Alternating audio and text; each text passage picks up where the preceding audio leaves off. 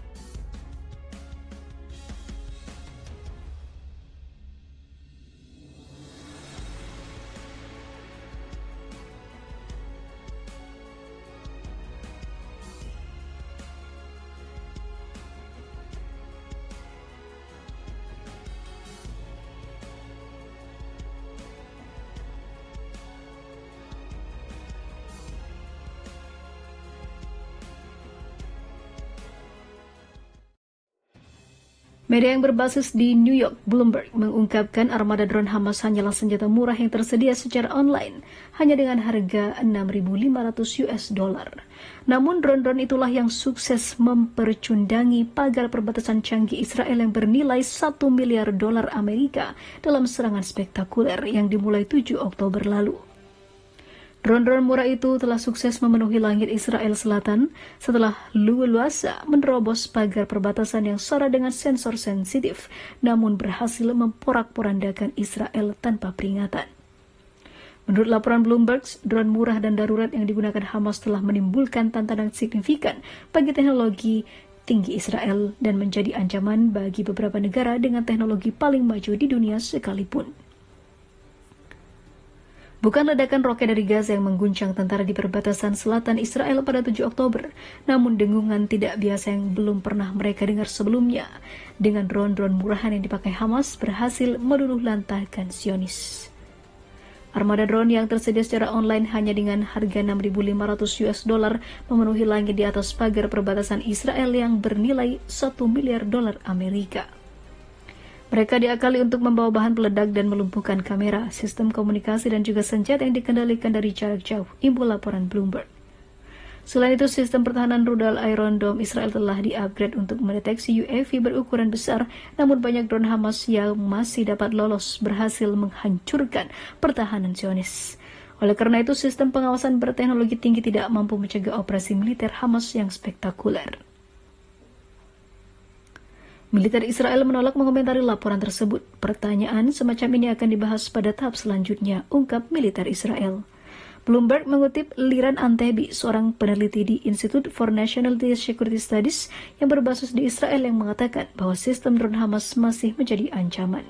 Ini memberi Anda kemampuan untuk menggunakan amunisi yang tepat atau terpadu yang hingga beberapa tahun lalu hanya bisa dilakukan oleh negara-negara yang sangat maju, kata Antebi.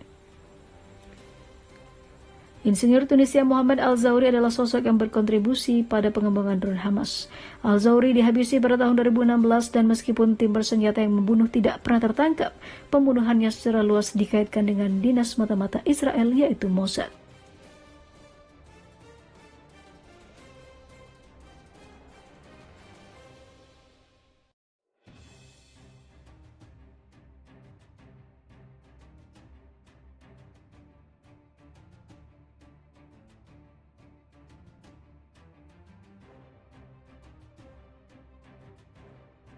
Lima strategi Hamas gagalkan invasi darat perdana yang dilakukan tentara Israel.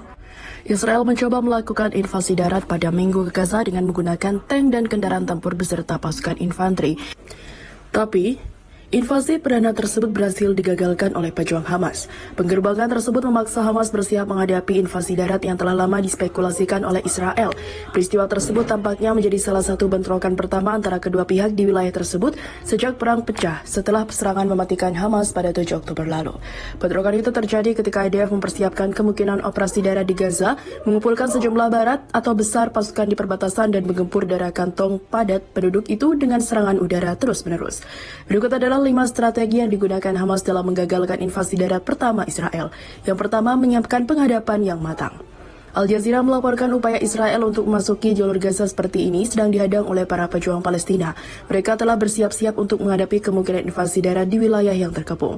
Kesuksesan Hamas menggagalkan serangan darat Israel menunjukkan kesiapan mereka dalam menghadang invasi Zionis, dikarenakan Israel terus menunda invasi sejak 7 Oktober hingga mereka telah hilang momentum. Kedua, menyiapkan kondisi tak bisa diprediksi.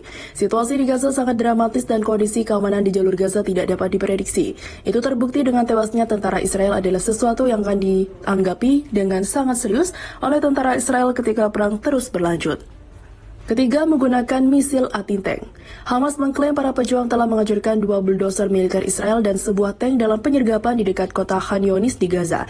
Ini memaksa pasukan Israel mundur tanpa kendaraan mereka.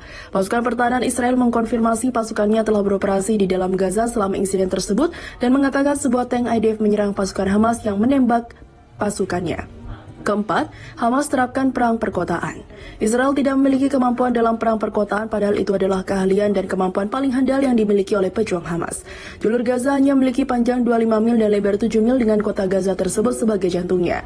Kota ini sendiri terdiri dari labirin jalan dan gang tempat pada pejuang Hamas yang dapat disembunyikan diri dari senjata mereka di antara warga sipil. Dalam hal kekuatan senjata, Israel memiliki salah satu tentara yang paling maju, lengkap dan paling terlatih di kawasan. Namun, serangan darat di lingkungan perkotaan sangat berisiko. Kelima, memanfaatkan terowongan rahasia. Hamas mengklaim telah membangun jaringan tersembunyi sepanjang 300 mil dengan video pelatih menunjukkan para pejuang muncul di lubang di tanah. Pada 2014, CBS News diperlihatkan sebuah terowongan digali oleh Hamas yang mengerang ke sisi perbatasan.